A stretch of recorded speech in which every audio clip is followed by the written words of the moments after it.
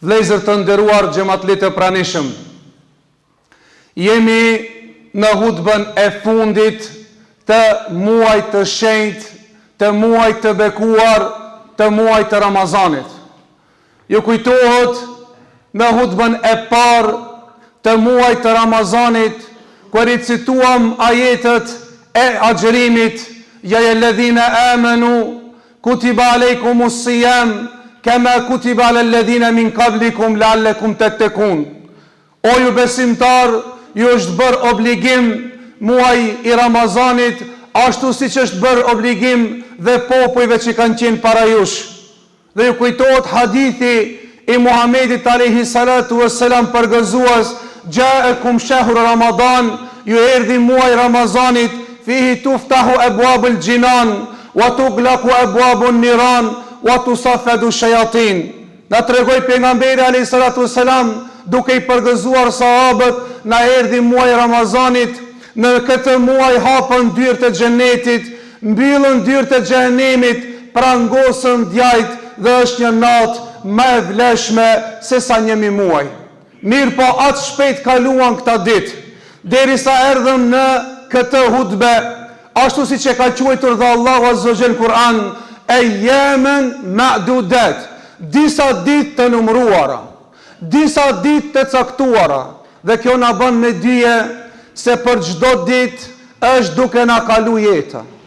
Për çdo ditë jemi duke ofruar tek Allahu Azza wa Jall. Ashtu siç kalon ky muaj, ashtu kalojnë dhe muajt, ashtu kalojnë dhe vitet, dhe afrohemi tek Allahu Azza wa Jall, dhe afrohemi botës e ahiretit.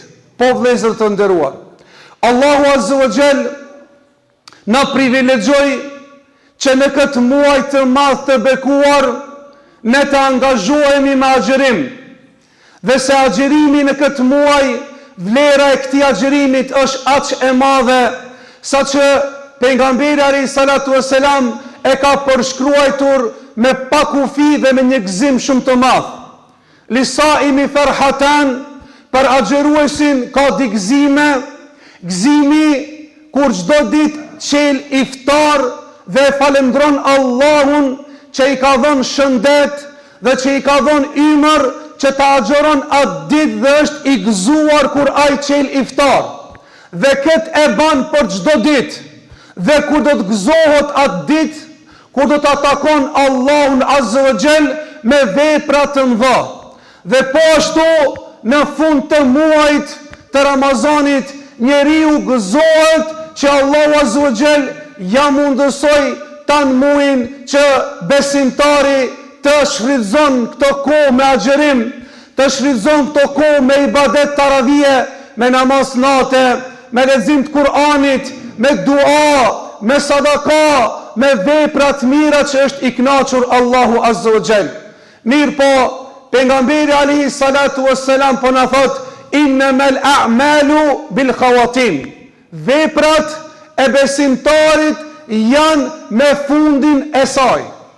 Dhe neve na ka mbet dhe një natë, e cila është nga netët që i ka veçuar Muhamedi alayhi salatu wassalam, që është nata e 29, ku është nata tek, ku janë nga netët e natës së madhe, natës së Kadrit.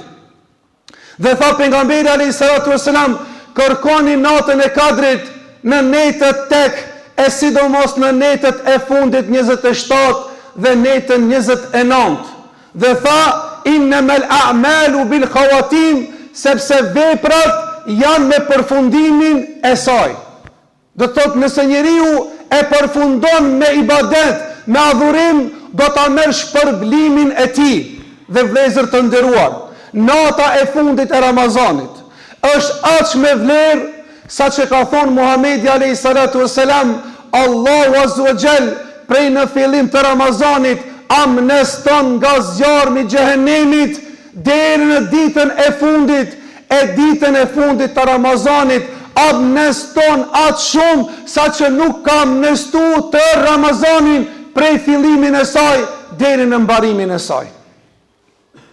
Për atë ibadetet tona vazhdojnë, adhurimet tona vazhdojnë edhe pse ndoshta Ramazanit i themi lam të mirë.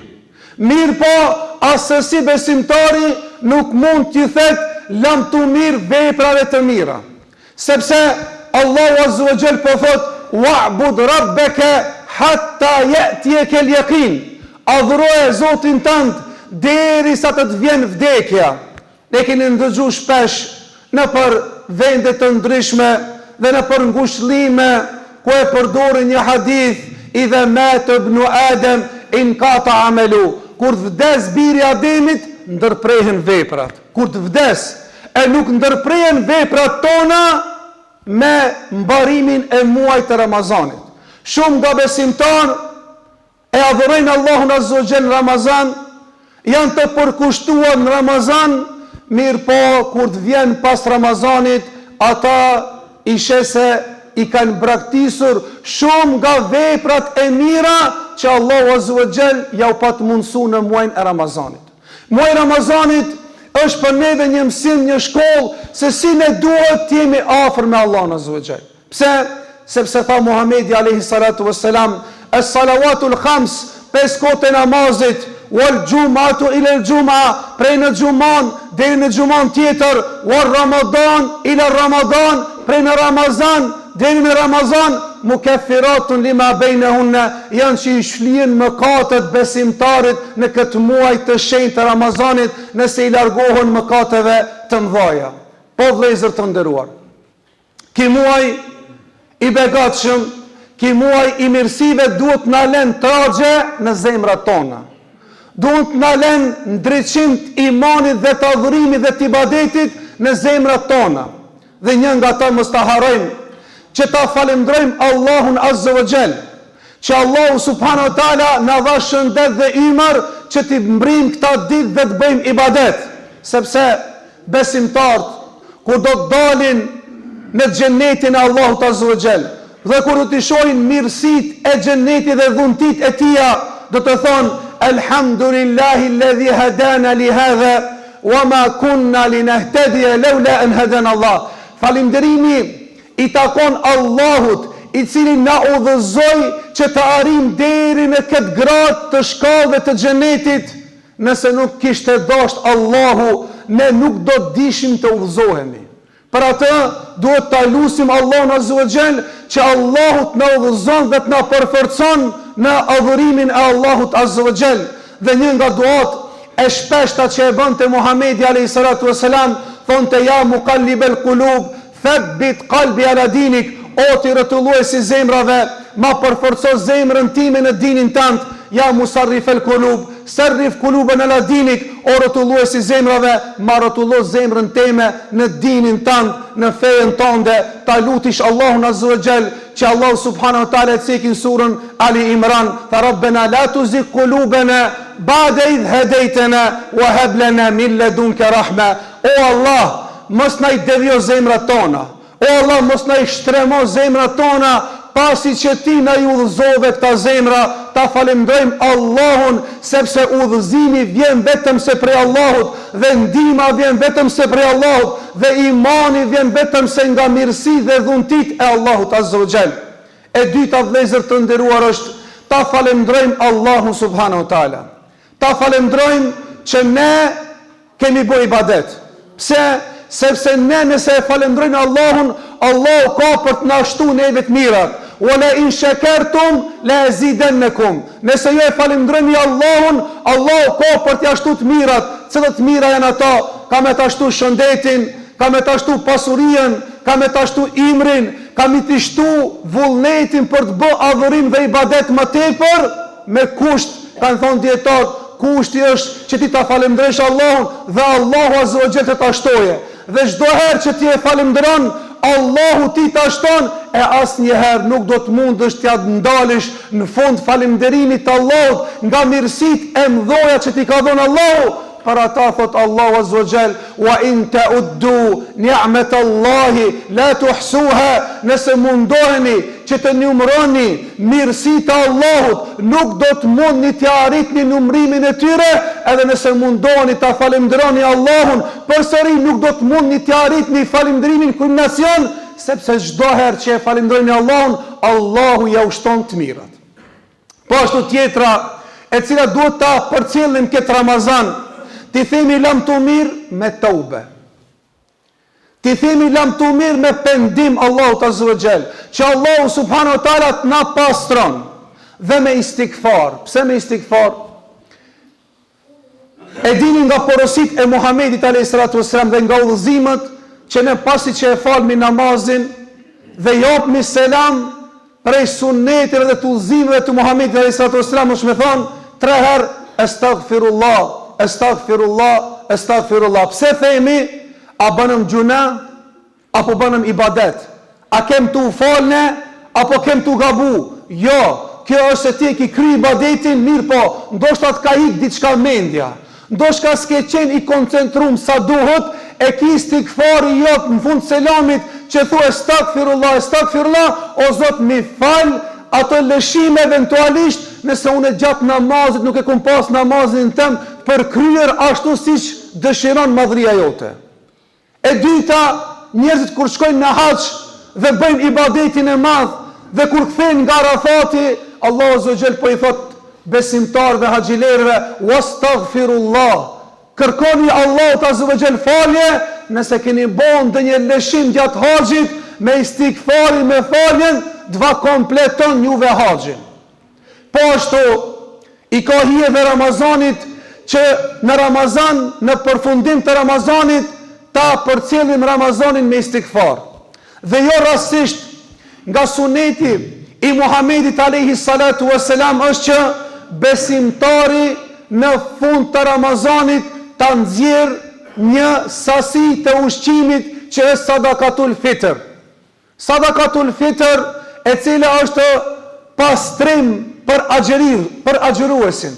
Nga lagwi wal warath, kanë thonë dhe një fjalë që i ka hik apo në një lëshim gjatë Ramazanit, atëherë ki sadakatul fitri që ti e jep në fund të Ramazanit, sikur se po i kërkon Allahut falje dhe po e jep një sadaka që Allahu azza wa jall të metat nëse kemi pas ndonjë shikim, ndonjë mleth, ndonjë gojë të cilët na ka hik në një fjalë gjatë agjërimit, atëherë të bëhet shkak ki zakatul fitri që të na pastron nga gjunahet dhe të dalimi të pastrum duke përcjell Ramazanin me falje dhe me istikfar.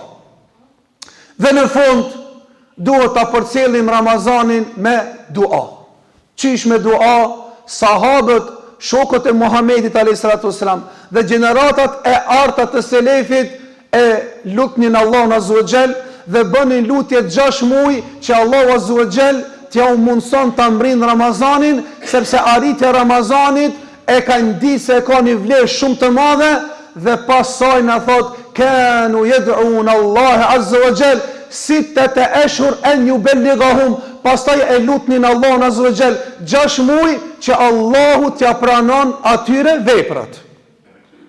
Do thot e funda për t'i thënë lam të mirë muaj të Ramazanit, ta përcjellim me dua, ta përcjellim me lutje, e sidomos që të bëjmë lutje në sejdët tona, të bëjmë lutje në kunutin ton, të bëjmë lutje jashtë sajna, edhe kur nëse e sosmi hatmën e Kur'anit, siç e bënte edhe Enes ibn Malik, një sahabi i pejgamberit alayhi salatu wassalam, i cili kur e soste hatmën e Kur'anit, i mlethe familjar bashortën e tij dhe fëmijët e tij dhe i ngritte dur dhe bënte lutje dua, se thonte masoj veprës madhe do ta bëj një dua që lut Allahu na i fal gjunahet dhe të na i shton të mira dhe familja e tij bëshin amin. Mas çdo veprës mirë kur e kryen Ramazanin me e përfundu me dua. Kur ta krish një hatme, përsëri bën një lutje, një dua. Kur t'jap sadaka, përsëri bën lutje, një dua. Kur ta jap zakatin, pastaj bënë një lutje, një dua, ashtu siç Ibrahimi a.s. pasi që e ndërtoi Qabën, i ngriti durt dhe luti Allahun azza wa jall, dhe një nga lutjet e tij ishte Rabbi ij'alni muqimas salati wa min dhurriyyati rabbana taqabbal du'a. Pasi që e ndërtoi Qabën, i ngriti durt, tha o Zot, bëni pas arsmit e mi, fëmijët e mi që ta falin namazin, se ti më të vërtet i pranon lutjet. Se ti më të vërtet i ndëgjon lutjet. E lusim Allahun azza wa jall që Allahu subhanahu wa taala ti ndëgjon lutjet tona, ti pranon lutjet tona, na i pranon agjërimin ton, na i pranon namazet e taravijës, na i pranon namazin e natës, na i pranon duat, na i pranon sadakan, na i pranon veprat e mira dhe ti gjejmë në peshorën e veprave të mira, ku do të kënaqen sytë ton me veprat tona dhe do të kënaqim Allahun dhe do të kënaqemi, do të jemi të gëzuar kur me agjërimin ton dhe me kur të takojmë Allahun Azza wa Jalla në ditën e Kiametit. Aqulu qawli hadha wa astaghfirullaha li wa lakum fastaghfiruhu innahu huwal ghafurur rahim.